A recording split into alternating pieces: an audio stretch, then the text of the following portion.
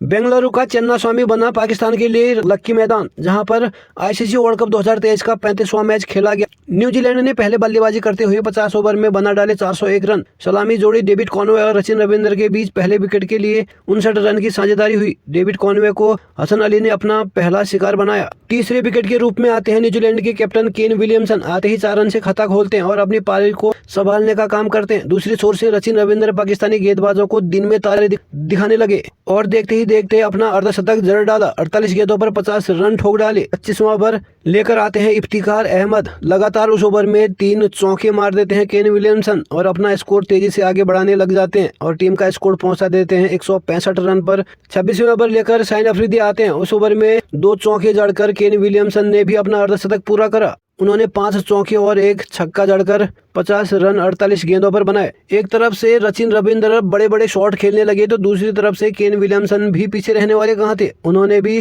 सचिन का साथ देते हुए बाउंड्री पर बाउंड्री मारते हुए नजर आए। दोनों बल्लेबाजों ने पाकिस्तान के सारे गेंदबाजों की हवा निकालकर पंचर करके रख दिया और देखते ही देखते दोनों बल्लेबाजों के बीच 100 रन की पार्टनरशिप भी पूरी हो जाती है। मैदान पर आए हुए सभी दर्शकों का अपने शॉटों से स्वागत करते हुए नजर आए सचिन रविंद्र और देखते ही देखते दोनों बल्लेबाजों के बीच चौके और छक्के मारने की होड़ सी लग गई है। शाहिन अफरीदी से लेकर हरीश रऊफ और हसन अली किसी को भी नहीं बख्शा। खास करके सचिन रविंद्र ने अपनी पारी को जैसे ही धार लगानी शुरू कर दी, सारे पाकिस्तान गेंदबाज कटने लग गए। 22 ओवर की समाप्ति के बाद न्यूजीलैंड का स्कोर पहुंचा दिया 200 रन के पार। केन विलियमसन बने वर्ल्ड कप में न्यूजीलैंड की तरफ से सबसे ज्यादा रन बनाने वाले इकलौते खिलाड़ी। पारी का सबसे महंगा ओवर लेकर आए हसन अली। 25वां ओवर लेकर आते हैं हसन अली के उस ओवर में 3 छक्के और 2 चौके जड़ देते हैं केन विलियमसन और सचिन रविंद्र उस ओवर में 25 रन बना लेते हैं। पारी का 34वां ओवर लेकर आते हैं वसीम और उनकी पहली गेंद पर चौका जड़कर सचिन रविंद्र ने अपना शतक पूरा करा। इस विश्व कप में लगातार 3 शतक मारने वाले न्यूजीलैंड के